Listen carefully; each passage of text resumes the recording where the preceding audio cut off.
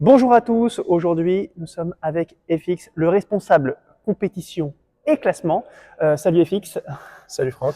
Bon, écoutez, pour ceux qui ne me connaissent pas, beaucoup te connaissent du côté en Occitanie notamment, de Toulouse principalement, mais aujourd'hui tu portes une casquette particulière au sein de la Fédé, une mission que tu as démarrée il n'y a pas si longtemps que ça. Est-ce que tu peux nous en dire plus? Oui, ça fait 3 mois là que j'ai commencé ma mission au niveau de la direction paddle, donc en tant que responsable compétition et classement. Voilà, et puis avant j'étais sur Toulouse au Fort Paddle à Colomiers, et voilà, une belle expérience.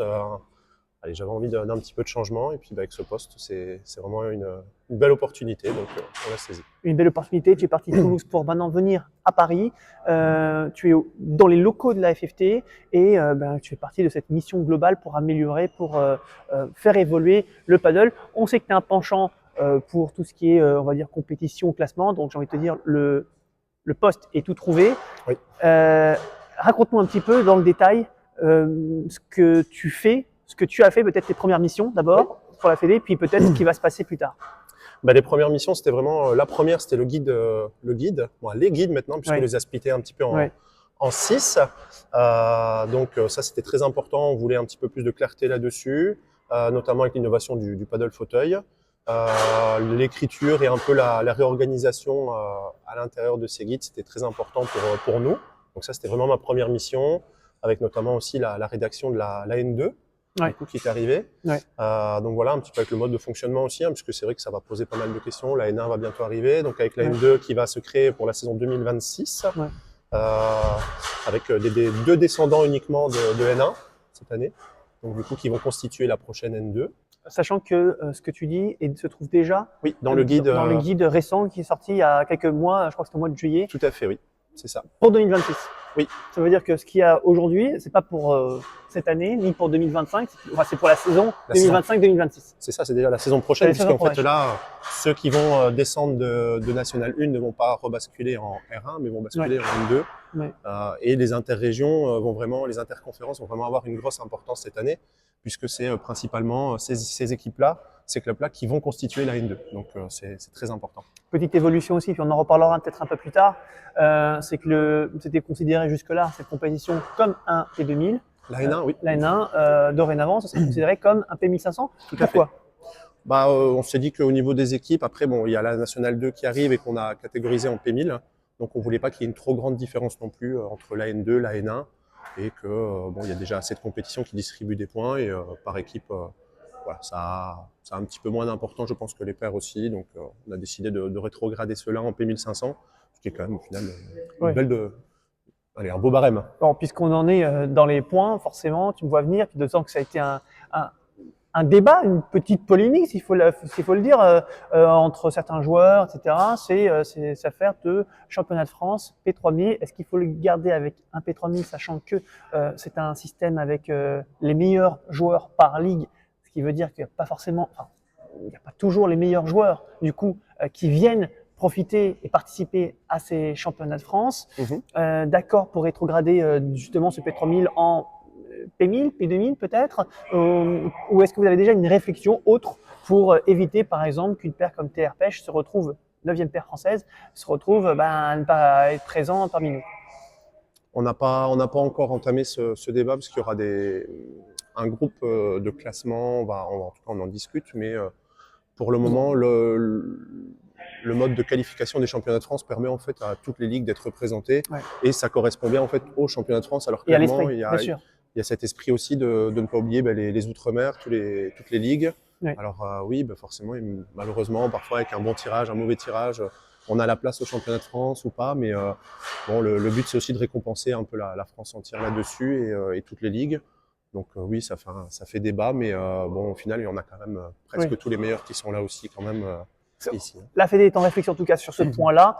Peut-être qu'il y aura une amélioration pour éviter à la marge qu'il y ait quelques paires, des top paires qui passent entre les mailles. Vous y réfléchissez, vous allez essayer de faire quelque chose, ou vous dites, c'est votre droit, hein, vous dites, non, c'est bien comme ça. L'esprit, c'est qu'il y ait toutes les paires, qu'il y ait des paires de toutes les ligues. Donc voilà, on va pas modifier à ces paires peut-être de changer de ligue, puisqu'on a vu que certaines paires justement changeaient de ligue pour éviter certaines ligues qui est estimées beaucoup trop fortes. Et il faut toujours un des deux joueurs qui soit licencié dans la ligue. Après, Ouais. vu que c'est par paire, voilà, pour le moment, on n'a pas encore discuté d'une modification pour les championnats de France. Maintenant, on va constituer un groupe de classement, un groupe sur le classement qui sera présidé par Laurent Aznar, le président du Conseil national du paddle.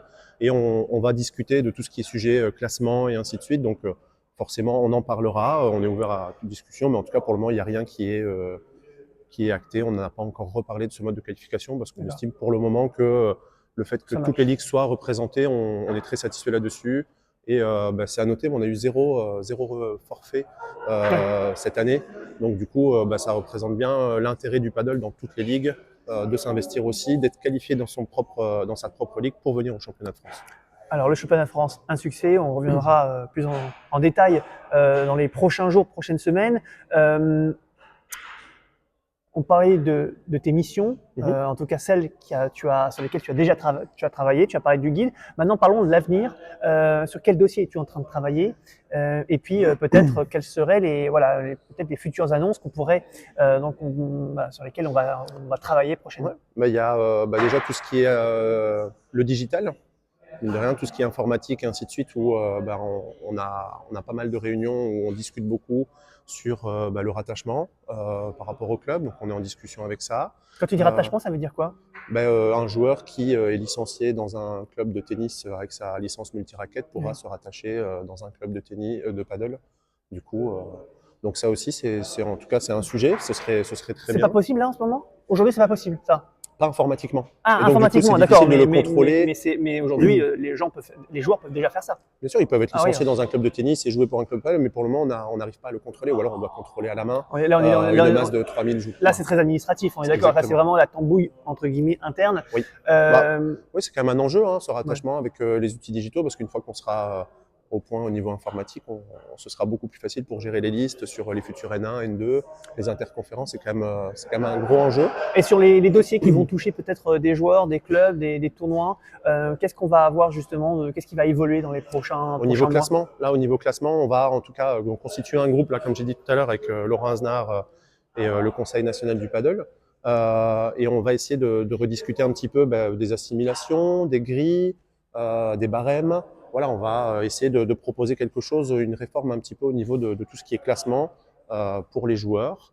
Et oui, notamment les grilles d'assimilation, je pense que c'est intéressant, je pense, de revoir ça. Donc ça veut dire qu'il faut s'attendre dans les prochains mois, il faut s'attendre à une évolution du classement, dans la manière de compter. Alors, tu as parlé des assimilations, ce qui veut dire, on est d'accord, des joueurs qui ont notamment joué au tennis à un bon niveau, eh bien, on va leur trouver des équivalences pour le classement paddle. Exemple, j'étais 0 au tennis, eh bien, ça veut dire que on peut, si on le demande, avoir un classement minimum bloqué. Elle se fait même automatiquement l'assimilation. C'est automatique maintenant. En fonction du classement, du meilleur classement tennis que le joueur a eu. Même si on ne fait pas la demande. Exactement, ça se fait automatiquement. Maintenant, justement, en fait, c'est que ces classements-là, en fait, c'était sur du N-10.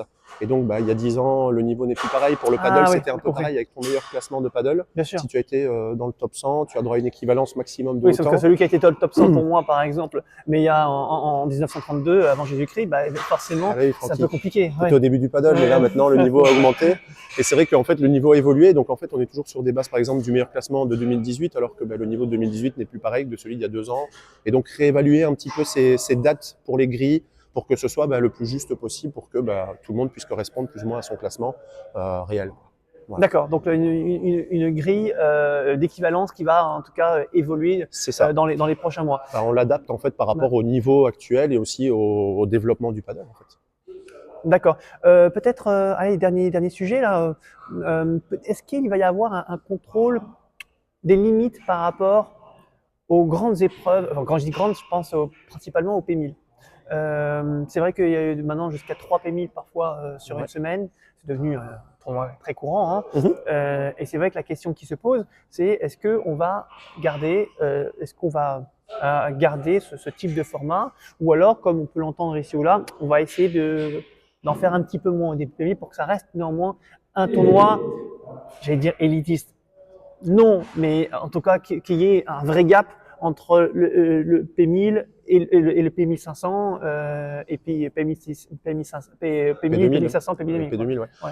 Bah, là, sur les P1000, là, on doit aussi en discuter. Je pense que ça D'accord. fera partie du groupe qu'on va essayer de D'accord. constituer pour en discuter. Parce que c'est vrai il faut quand même souligner qu'on a 36 épreuves fédérales à organiser, Ouais, que donc ouais, les ouais, P1000, ouais. si on en rajoute, ça Ouais, fait ouais. encore beaucoup. Ouais, ouais. Mais c'est vrai que là, avec les P1500, les jeunes, les P2000, les championnats de France et ainsi de suite, Ouais. ça fait quand même 36 Ouais, épreuves ouais, à ouais. organiser et à gérer sur l'année.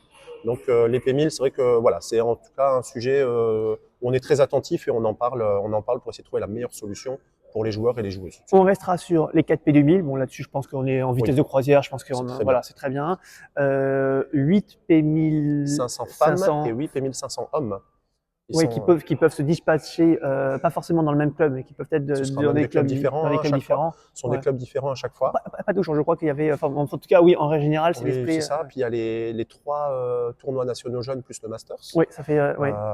Et ensuite, les championnats seniors. Maintenant, paddle fauteuil, la première édition cette année qui est une belle réussite pour le moment. C'est Ouais, super. ouais, ouais. Puis après, il y a les seniors plus, les 45 ans qui ont attaqué là cette année en 2024. Et c'était vraiment une très très belle épreuve aussi. Les jeunes, bien sûr, hein, faut pas les oublier. Oui, oui, Les il y a interdits pas 14, mal de 16, choses qui ont 18. été faites avec Donc ça représente quand même beaucoup de beaucoup de compétitions. travail. Le paddle Ouais. fauteuil, on y vient aussi avec 4 P250 sur l'année. Donc c'est pas mal. Et les interconférences, la N1, bientôt la N2. Ça fait beaucoup d'épreuves. Pour terminer l'interview, juste comme ça, pour donner un chiffre, aujourd'hui, il y a combien de personnes qui travaillent dans le paddle au sein de au sein de la Fédé? Aujourd'hui, on est 9, je pense. Hein. Et bientôt plus. Et bientôt plus, oui. Et, là, il y a 4 personnes normalement qui Vont devraient venir, bientôt arriver. ouais. Donc voilà, on est bon. Moi, je suis Commence à arrivé devenir il y a 3 mois, ça mais commence du à coup, devenir une belle équipe là. ah, Quand on là, sait qu'il y a on se encore 1 ou 2 structure, ans, bien on sûr. était à 2, 3, 2, enfin, 3, oui, 3 bien sûr. personnes là. Ouais. C'est ça qui est très intéressant, c'est que le paddle, en fait, se développe et donc on est obligé aussi de se structurer par rapport à ça. Et donc Bon. c'est super positif pour le paddle. Donc pourvu que ça dure. Eh bien, bientôt, il s'agira, on parlera non plus de la FFT, mais certainement de la FFTP. Hein. Bon, on n'y est peut-être pas encore, mais l'Italie l'a déjà fait.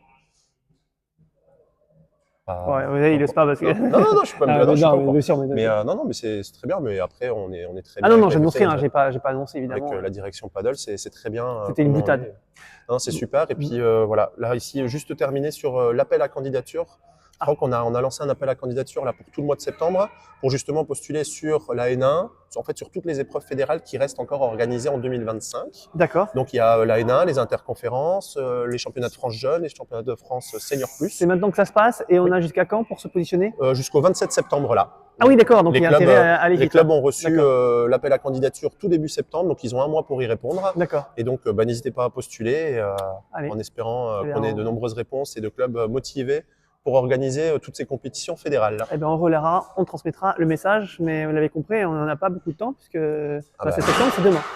Voilà, il reste quelques semaines. Merci beaucoup FX. Merci Francky. Merci. Merci.